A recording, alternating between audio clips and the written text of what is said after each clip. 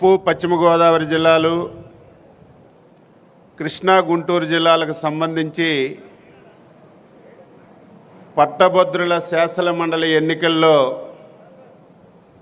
విజయదుందుబి మోగించి Telugu Desam party కేంద్ర కార్యాలయంలో విజయోత్సవ సభని జరుపుకుంటున్నాం. ఈ సభకి అధ్యక్షులు, రాష్ట్ర తెలుగుదేశం పార్టీ అధ్యక్షులు శ్రీ పల్లా శ్రీనివాసరావు గారు, యువనేత, మనందరి నేత,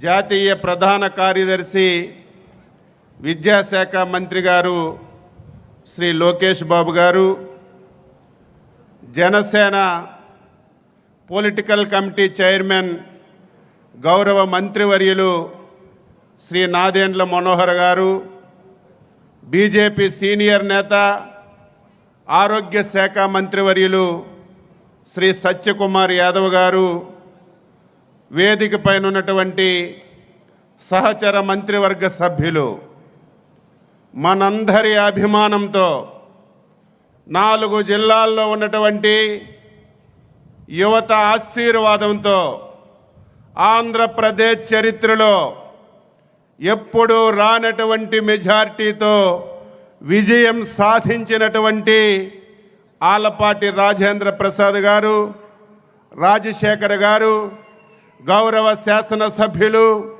శాసన మండల సభ్యులు, కూటమి నాయకులు, సోదరీమణులారా, పాత్రికేయ మిత్రులారా, అందరికీ పేరు పేరున హృదయపూర్వకమైనటువంటి నమస్కారాలు, అభినందనలు తెలియజేస్తున్నాను.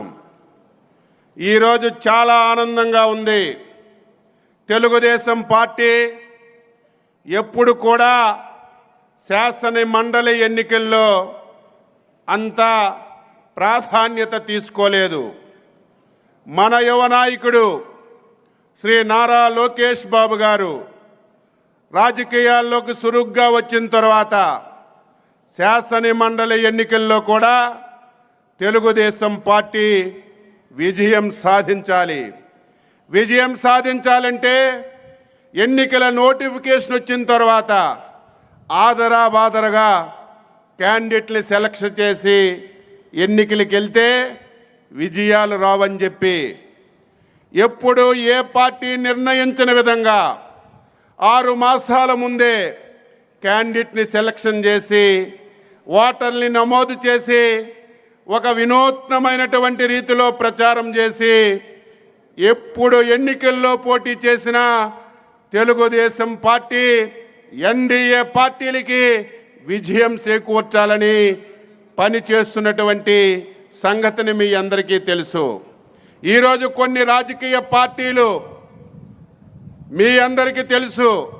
ఆ రాజకీయ పార్టీ చెప్పవలసిన అవసరం లేదు, ఆ నాయకుడు పార్టీ చెప్పవలసిన అవసరం లేదు. ఒక రాజకీయ పార్టీ అంటే, ఒక నాయకుడంటే అధికారంలో ఉన్నప్పుడే ఎన్నికల్లో పోటీ చేయడమో, అధికారంలో ఉన్నప్పుడే అధికారాన్ని చెలాయించడమో, అధికారం ఉన్నప్పుడే రాజకీయాలు చేయడమో కాదు.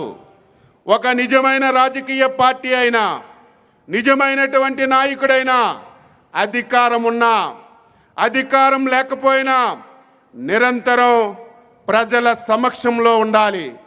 ప్రజాస్వామ్యంలో పరిపాలన చేయాలి.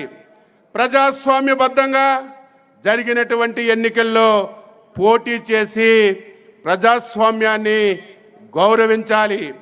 అటువంటి గౌరవిస్తున్నటువంటి నాయకుడు